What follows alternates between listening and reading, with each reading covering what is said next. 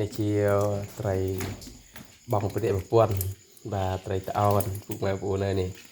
ត្រីត្អូនបាទលទ្ធផលបានត្រីត្អូនកន្លះធុងស៊ីប្រូតូចនេះបាទហើយត្រីកញ្ចុះបានកន្លះធុងស៊ីប្រូធំបាទកន្លះធុងស៊ីប្រូធំឥឡូវយើងចាក់ត្រីកញ្ចុះលាងវាទៅដល់ហើយពុកម៉ែបងប្អូននេះកញ្ចុះចិត្តបានមកចាន់ដែរពុកម៉ែបងប្អូនបាទនេះបាទចិត្តបានមកចាន់ដែរបាទនេះត្រីសយើងបានប៉ុណ្ណេះឯងអាំងនុយព្រៃអស់ហើយត្រីសបាទដាក់លេខឆ្លុយមើលត្រីអូនហ្នឹងហើយនេះត្រីឆ្លូនក៏បានប្រហែលជាមកតំបុតដែរនេះហ្នឹងអូខេ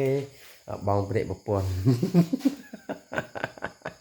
ឥឡូវនេះយកម៉ោង11:05នាទីហើយពុកបងប្អូនទៅមកដល់ផ្ទះបាទ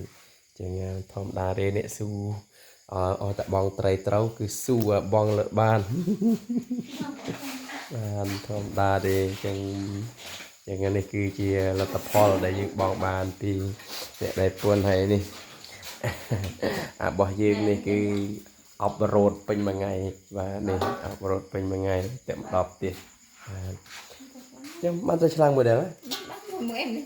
មិននេះទេបានទៅឆ្លាងមួយបានទៅឆ្លាងណានេះលទ្ធផលរបស់យើងគឺត្រីត្អូនកន្លះធុងនិងត្រីកញ្ចុះចិត្តមួយចាន់ដែរហើយនឹងត្រីសនៅសល់តាមមកកូនកញ្ច្រែងទេដោយសារតែអាំងហូបអស់ហើយនៅ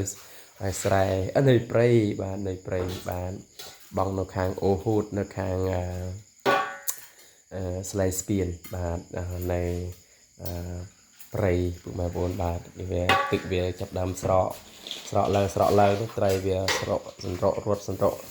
ផើអឺចឹងបានបងត្រីបានអីនេះបាទនេះអូខេអរគុណច្រើនកុំភ្លេចចុច like follow page share វីដេអូរបស់ខ្ញុំម្នាក់មួយផងណាពុកម៉ែបងប្អូនអរគុណច្រើនជម្រាបលា